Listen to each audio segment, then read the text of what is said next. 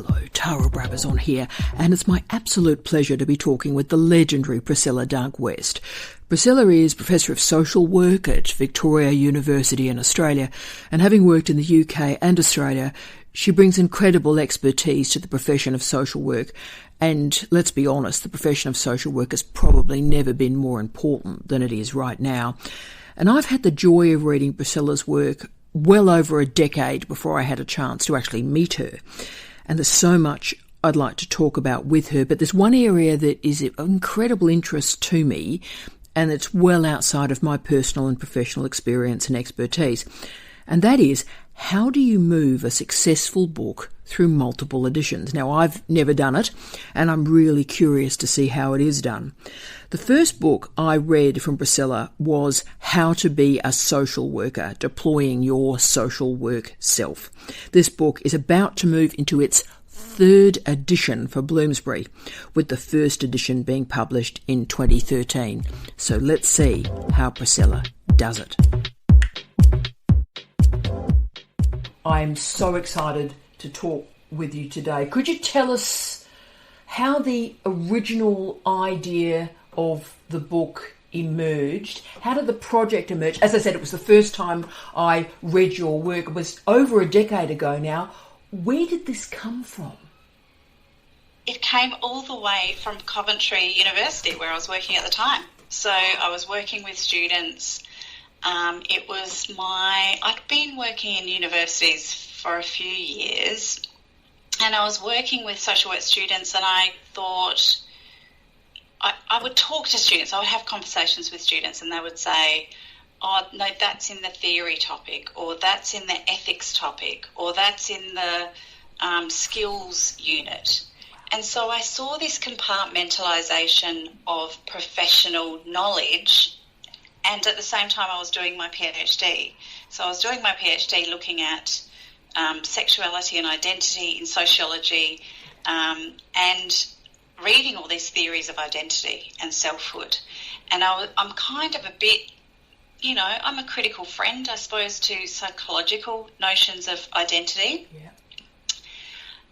And I really am a big fan of symbolic interactionism in sociology, which kind of looks really deeply at people's interactions with one another and the way that we live our day-to-day social life. So all of these things combined with actually a visit from a commissioning editor from Palgrave Macmillan at the time, a wonderful, fabulous human called Lloyd Langman. I don't know if you know I Lloyd. know the name, my goodness. Yes. And so we had a conversation, and I was saying, I was being quite opinionated, saying, you know what we need? We really need a textbook that connects everything for students. There's nothing really out there, something about identity, something about how people make their social work identity. And so we kept having these conversations, and that's how that emerged, through a process of working up a proposal, me thinking about it, thinking what it would look like, getting feedback from Lloyd and really working through that process. And then it went out for review, as it does in that process. And I wrote the book, and it was published. That's remarkable to me. And when I was in the UK, I gained access to a phrase that changed my life, and that was learning-led research. And my life was different when I heard that phrase. And what you've just captured there is brilliant, because you were teaching, you were at the legendary Coventry University, and you were aware of a learning-led problem, and you transferred and created this great research project from it. And just can I clarify one bit I didn't know? So you were in the PhD program and this project came up for Palgrave. How did that work together? I seem to have done this a lot in my career, is take on extra things. I mean, I had 2 children through the PhD. I moved countries numerous times. I wrote books. I also was writing that textbook at a time when people's advice was, don't ever write textbooks. There was a kind of intellectual snobbery around textbooks. It was a monograph that you had to write, or it was, something deeply theoretical. And particularly the way I wrote that book was to write it in a really simple, easy to understand way. And I really enjoyed that kind of writing, and I still do, because it feels like I'm speaking straight to students. It's beautifully written, though. You've got that's what I was attracted to before I met you, a decade before. The capacity to construct this beautiful, balanced, clear sentence. It is such a rare gift. And you had it, and the idea that you were doing all these jobs and tasks. And as you rightly said, when you were there in the UK, that was just moving into the REF from the RAE. So, of course, they made a point that textbooks couldn't be entered into research assessment. Yes. But it doesn't mean that book is of not of value. And, of course, it's transformed social work. It's transformed the teaching of social work. So we talk about research impact. Well, there she sits.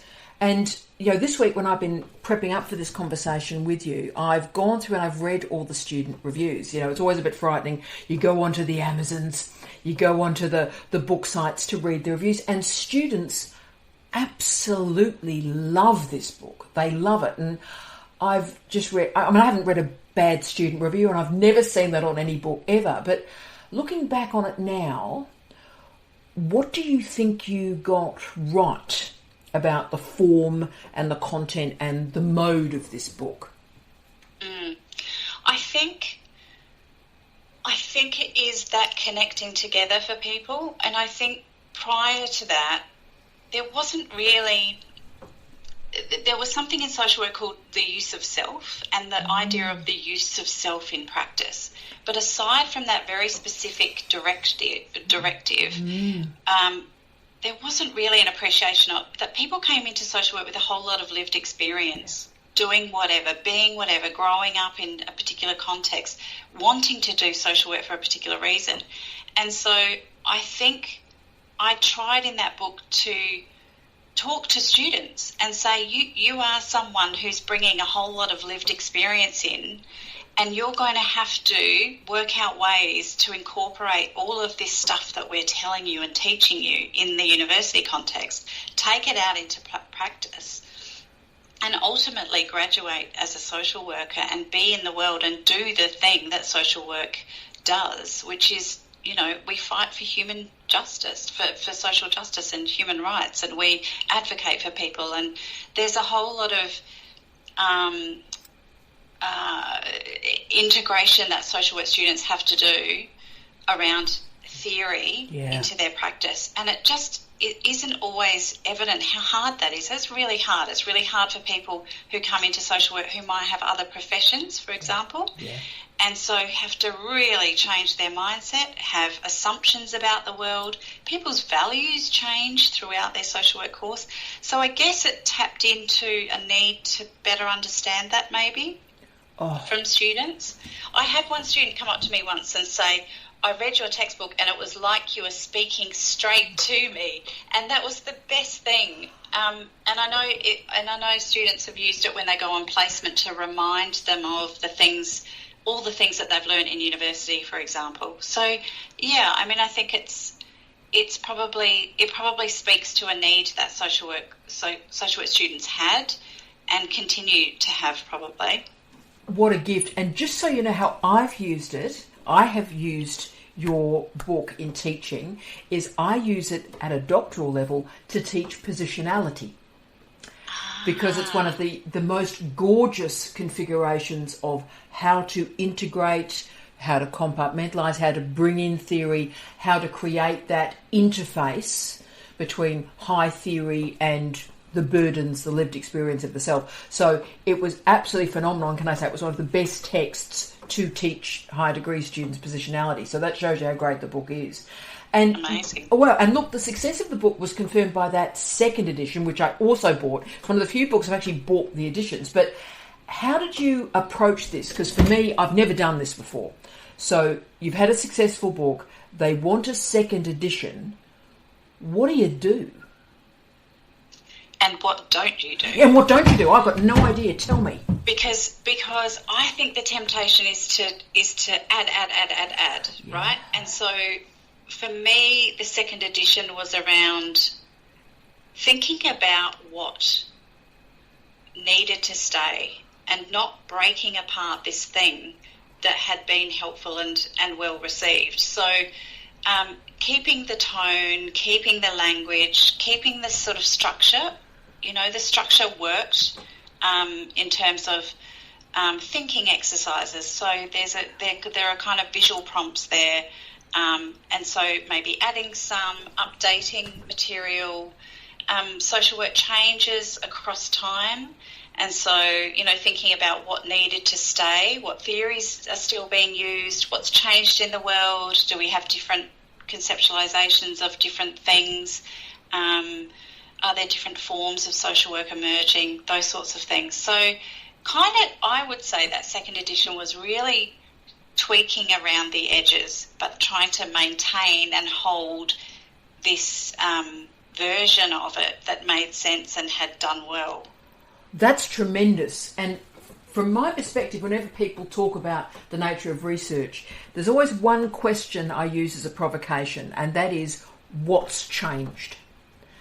And so you've actually specified there in terms of your methodology, here is a great book that's been successful. What do you do? What do you don't do? What's changed? And that's your first lens for how you handle it. Is that right? Yes. Oh. And also, wow. I went through and I really thought about, does this still hold up? So kind of showing it in the more contemporary setting, going, does this still hold up? Do we still think this? Is this still relevant? Is this a good exercise for students? And really kind of interrogating the material to see if it does still work. And in terms of historiography, isn't that a fascinating way to track the history of a profession by looking at the changes to the textbooks as well? I'd never thought of that. Never thought of that. But see, now we're in the present. Yes. And you're preparing the third edition for the legendary Bloomsbury, which is great. And of course, we may do a podcast later on to find out how the experience with Bloomsbury went. But I think it's due later this year, so we're all going to be looking for it. I'm going to be the first person buying it. But what do you consider when you're approaching a third edition? Now, what are the variables that may provoke change at this point? And at a third edition, is reorganisation an option? What occurs? What is it? What's that saying about bands when they have their third album, or there's some? Is it the third album? It is the second. It is the Stone Roses' second album, because you've had like 10 years to work on the first album and 12 minutes to work on the second. But you've already done your difficult second album, so you're on the third album. Okay. But this one's challenging. That's interesting. I feel like this one's challenging because the first one, I mean, it's a long time ago that I wrote the first one. Interesting. I've changed. My teaching has probably stayed similar, and there are similar things and ways that I'll engage with students in terms of thinking exercises or thinking about, scenarios that students might apply their knowledge, or those sorts of things remain constant. However, the world has changed, and there's a whole lot of changes in social work in terms of different forms of social work. So there's, eco-social work has really emerged, right, as a response to climate change.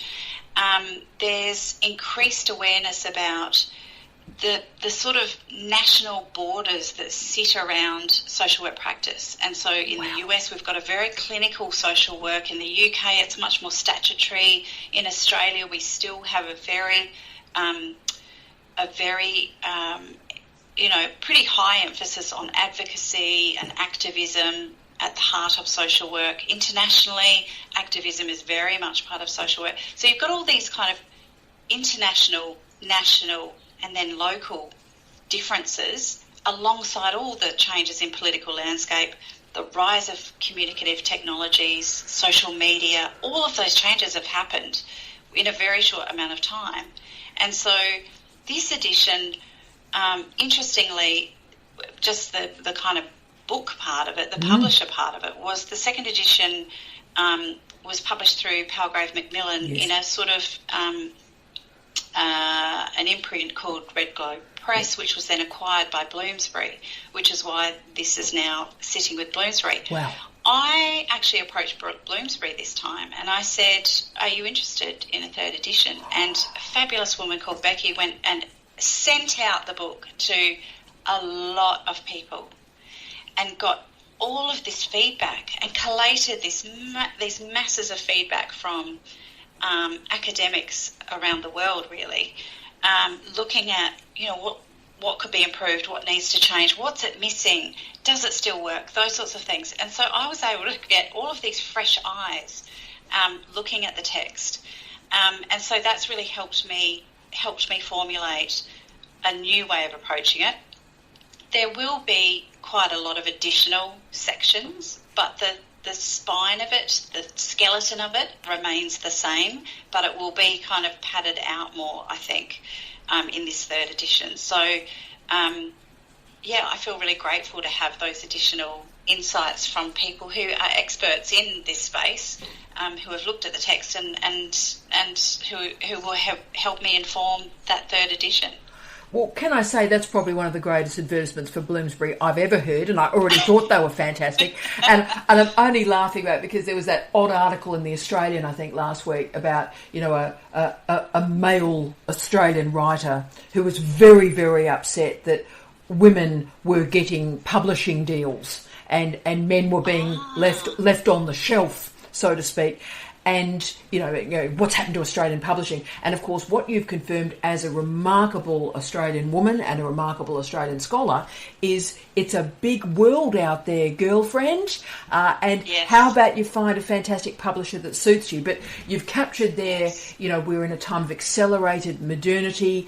I'm fascinated to see how the social mediaification, the TED Talkification, the impact of, inverted commas, free speech, saying the unsayable, what that's done to human beings and social workers who care for those human beings. It's going to be fascinating. I need to get to my last question.